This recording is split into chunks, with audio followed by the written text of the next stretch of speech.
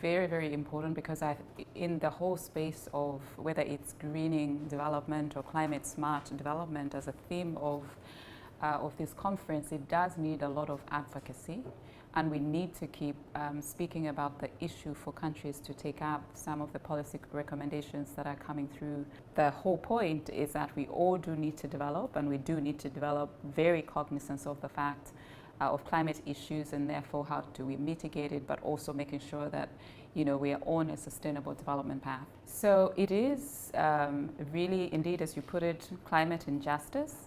But the challenge is that we are also facing the implications or the impact of climate change. Although we are the lowest emitters, we have a really low carbon footprint. So I think two issues there that we need to think about. First of all, yes, I think the ones that pollute more still need to pay more for the pollution that they've caused.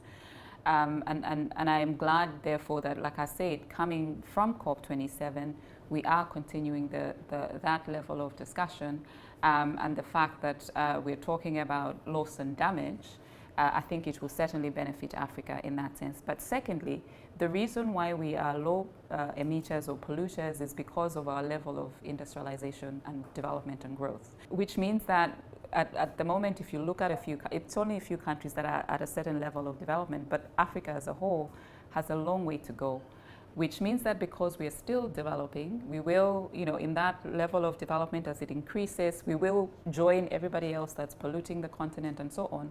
So we have to play our part, but we have an opportunity because we don't have to industrialize the way everybody else did.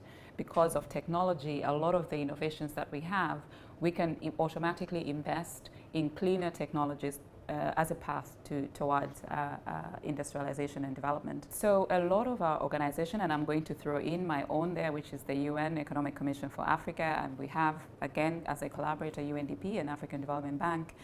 Our value add to the countries that we serve is the policy space that we support countries to ensure that they're actually developing, first of all, the right policies. But not only that, it's also then, once the right policies are developed, they're implemented.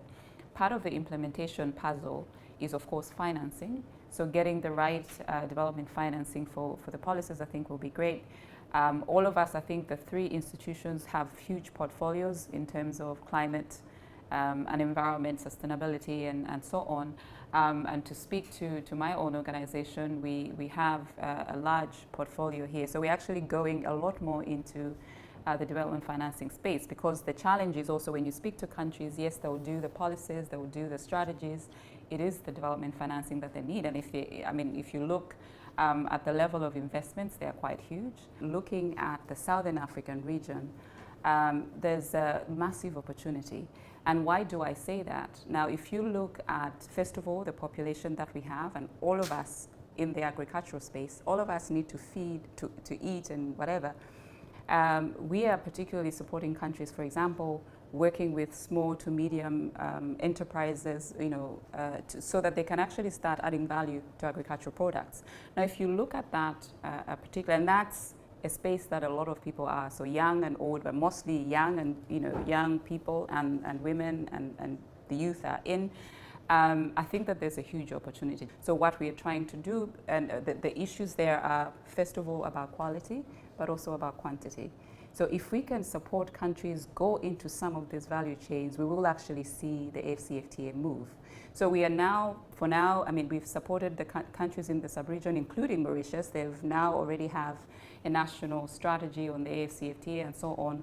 We need to get to the last mile, which are those products that we can actually start trading amongst ourselves. I would be much, much more happier also to see a lot of movement of goods within the sub-region. Currently, a lot of the countries trade a lot more with the EU, for example, and not so much within Africa. But I think that there's opportunity now, because we are having all of these conversations. We know where the gaps are and we know where the opportunities are. But I like the fact that we are making steady progress, and we are seeing the gaps. And for now, the gaps is a lot more on the implementation itself. And if we all can support both AFDB, UNDP, and ourselves, really be focused on supporting all these small enterprises and businesses that are available to add value to their products and market them, well, and maybe brand them well and so on, but also critically a lot more finding where the markets are.